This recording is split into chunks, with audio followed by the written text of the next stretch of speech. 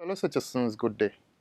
On behalf of the Government of St. Kitts and Nevis and the Ministry of Youth, Sports and Culture, let me express my deepest gratitude for the privilege of addressing the Federation on this important day that marks the start of Youth Month 2019.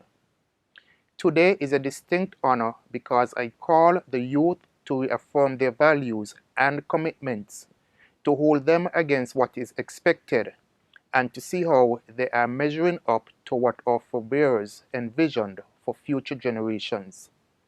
I'd like to start with a quote by a German philosopher who famously said, "That which does not kill you makes you stronger." Those few words have been used frequently to appeal to our inner strength and our extraordinary ability to overcome even the greatest of circumstances. Today, as we enter the 2019 Youth Month, I would like us to take a moment to reflect on where we have been, all we have surmounted, and how far we have come. Having reflected, I am certain that we will all agree that we are much stronger today than we were yesterday, and that our youth of tomorrow will enter a society that is considerably more resilient, self-sufficient, and most importantly, more secure than ever before. And so, these remarks are a message of hope and an irrefutable reassurance that the future of St. Kitts and Nevis is brighter than could be anticipated just a few years ago.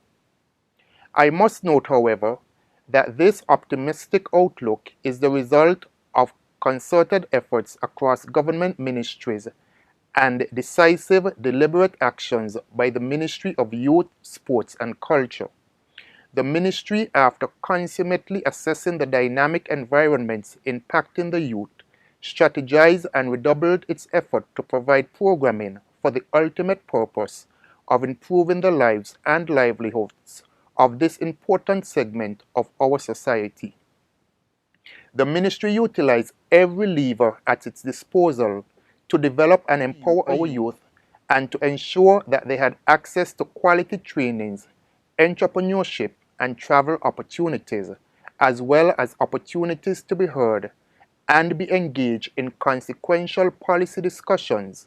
Hence, our theme for this year is Empowering Our Youths to Follow Their Dreams, Youth Month 2019. Admittedly, however, there is still much more to be done. Fortunately, the ministry stands ready to rise to any occasion and to respond swiftly and effectively to changes in the youth environment. Even so, just as it takes a community to raise a child, it requires the entire country to raise a generation.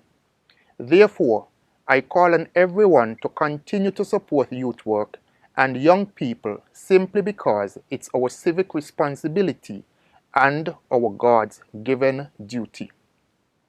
This is a call to service and an opportunity to ascend to a purpose greater than ourselves.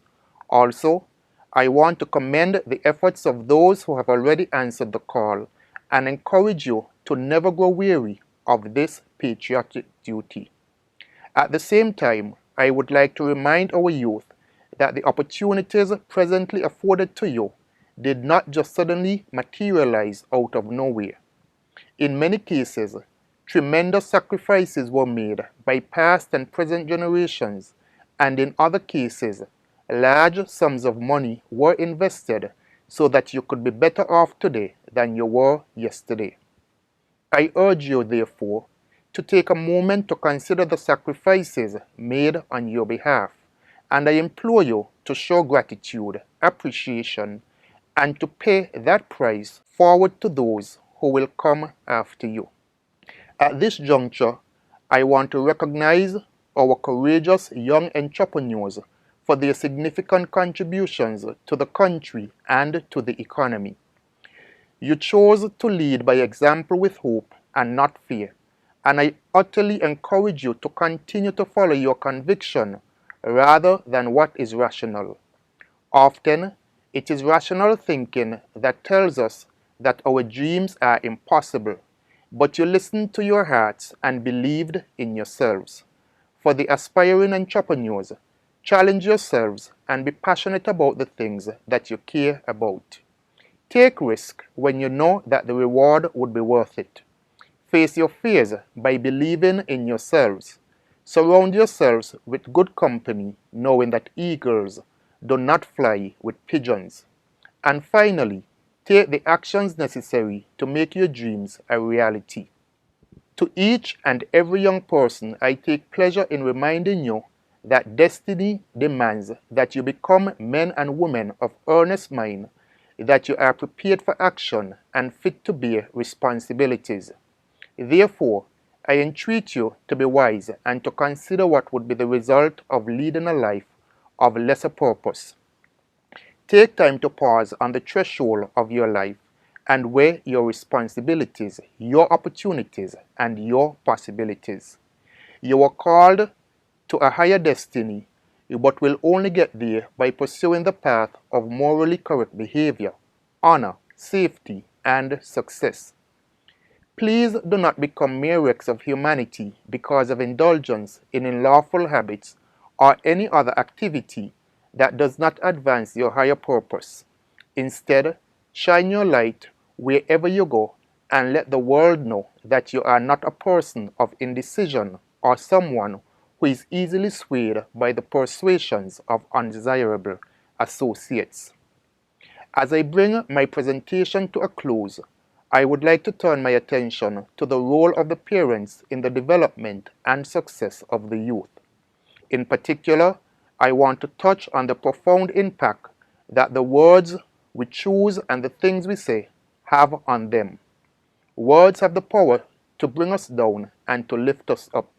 The wrong choice of words can strip us of our dreams and hopes, but the right words have the power to change the way we perceive the world.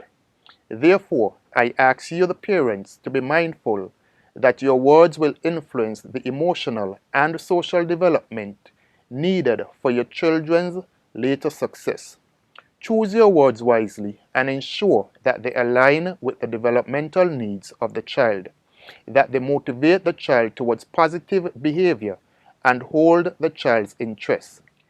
I want to thank everyone for listening and to wish the young people of the Federation a pleasant, fun, enlightening, and empowering Youth Month.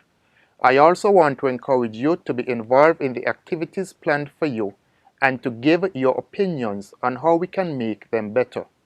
Some of these activities include a series of entrepreneurship trainings, an island-wide bike ride, a high school cook-off and art exhibition, a fun day for the differently abled, a high school chef competition, a luncheon with me, a business expo, the annual youth march and rally, a high school choir festival, and last but not least, the most remarkable teen awards. For more information, please contact the Department of Youth Empowerment. Again, thank you for listening. May God bless our young people and our great federation. I now declare the 2019 Youth Month officially open. Thank you.